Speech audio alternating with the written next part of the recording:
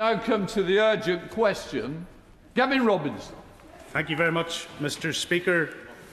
I wish to ask the Secretary of State for Northern Ireland if he will make a statement on reports of a serious, violent attack in North Belfast involving a foreign national and the implications for public safety, immigration enforcement and community cohesion. Mr. Speaker, I'm grateful to the Right Honourable Gentleman for his question. Shortly after 10:30 p.m. last night, a man in his 40s was subjected to an horrific, sustained knife attack in a street in North Belfast. He is in hospital in a serious condition, having suffered very severe injuries. I know the thoughts of the whole House will be with him and his loved ones at what must be a time of unimaginable distress. The response from the Police Service of Northern Ireland was immediate. A man in his 30s was arrested on suspicion of attempted murder.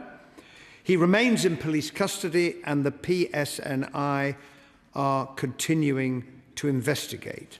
They have declared it a critical incident. But amidst the horror of what happened, we also saw something extraordinary. When confronted with scenes of terrifying violence, members of the public did not walk on by. Instead, a number of them stepped forward and at immense risk to their own safety, they intervened to pull the assailant away and protect the victim until the police arrived. To those individuals, I would like to say this. You showed the very best of humanity, and you have the profound gratitude of this entire House.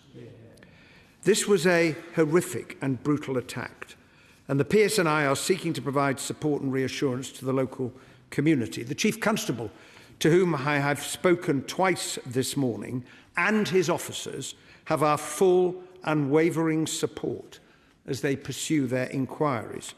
I would also like to repeat their appeal not to share or repost footage of the attack out of respect for the victim's family. Mr. Speaker, I echo the words of the Prime Minister this morning that there is no place for such violence on our streets. All of us have a responsibility now to urge calm and let the police do their job. Gavin Robinson. Mr. Speaker, can I firstly thank you for granting this urgent question. The attempted murder in Belfast last night was chilling. What has been seen by thousands already across the country cannot be unseen. It was medieval. The systematic mutilation and attempted slaughter of a citizen of Belfast on our streets. Mr. Speaker, my prayers are with the victim, and I similarly praise the brave man who, with a hurl in his hand, intervened to save his neighbour's life, and this House should praise him too.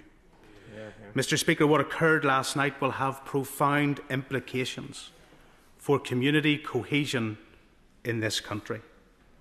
This needs to be a time for honesty and openness and truth. Will he confirm that he and his government recognise that uncontrolled immigration needs to end? Will he confirm that the government needs to reassure and protect our population who for too long have had their concerns ignored? And knowing that he and the Chief Constable and I share a concern that there could be violence, and express my wish and our collective desire for calm, that community cohesion lies on the precipice. Will he confirm that the actions last night in no way reflect or represent the values of our nation? That the victim belongs in Belfast, but the attacker does not?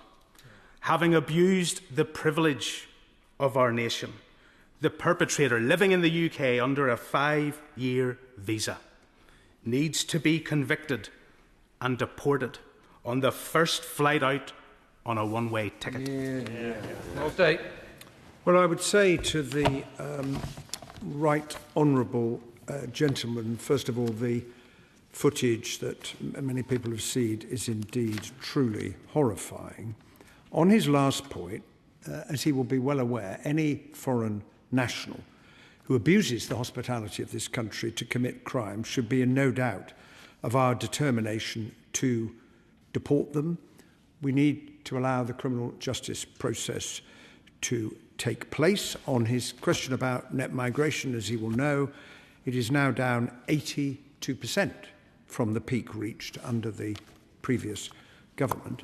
But I would most particularly echo what he has said in appealing for calm, because we have seen previously in Belfast in August 2024 and in Ballymena in 2025 what happens after horrific incidents when there is disorder on the streets, because it is the communities that suffer, it is innocent people who suffer and whose lives can be put at risk. And that is why all political leaders